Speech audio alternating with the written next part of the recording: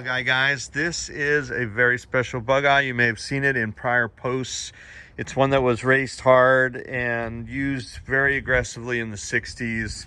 There were some cracked areas that we had shown in previous videos, and we've been working to get all the sheet metal restored. There were no outer skins here for the fender flares, so they were very flexy, and that was for racing tires. But now the car is returning to a more mature life with some slightly older users, and so streetable is the priority. We had to build this back on to take away the radical race flare need and put some strength back in, because we're going to paint all this.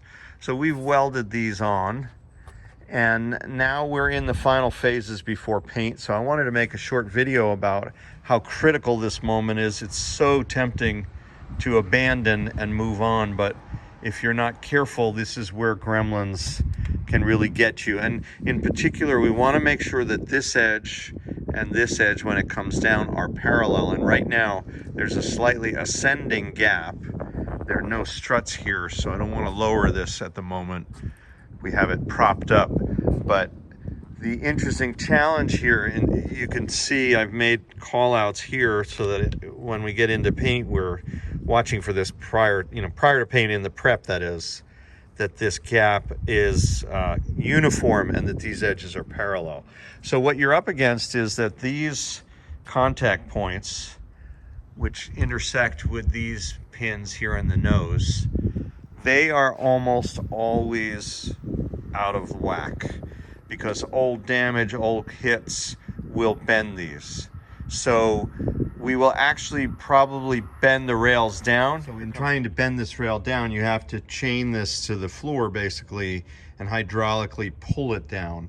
It's a little bit more advanced body work, but the reason why this is particularly interesting and difficult is that all these cars came with this little bit of rocker that was a factory built-in curve. It's just that the curve no longer matches the original design. So you can tweak this a little bit, but just keep in mind, it was never, when it was built, meant to be parallel to the ground in the front section of these frames. We've had people call us and say, hey, my tub is bent, but actually it was supposed to be bent. It's just that that bend is not the way it was when it left the factory. So you can adjust that a little bit. And by pulling these contact points down just the slightest bit, we'll help the nose come down a little bit more to close that gap. So that's one way to address it. Of course, the other way is to work on these edges.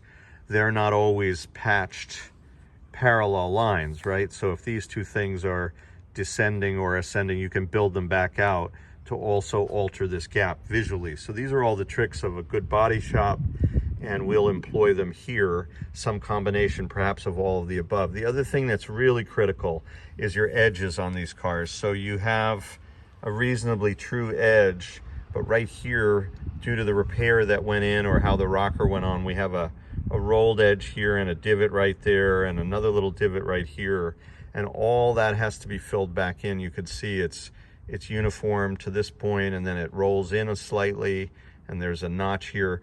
I'm being super fastidious because once this gets painted and glossy, all of that becomes amplified. So you need to be thinking about these things at this stage of a restoration. We have all of these patches have been built in, some new sheet metal, some patches welded in here. This will all get filled and smooth. The beading needs to be filled and smooth. The back deck needs to be stripped. Of course, everything will get stripped off. So there's a lot to do at this point, and a massive amount of work was invested to get us to this point. But that's what restoration looks like here at Bugeye, guys.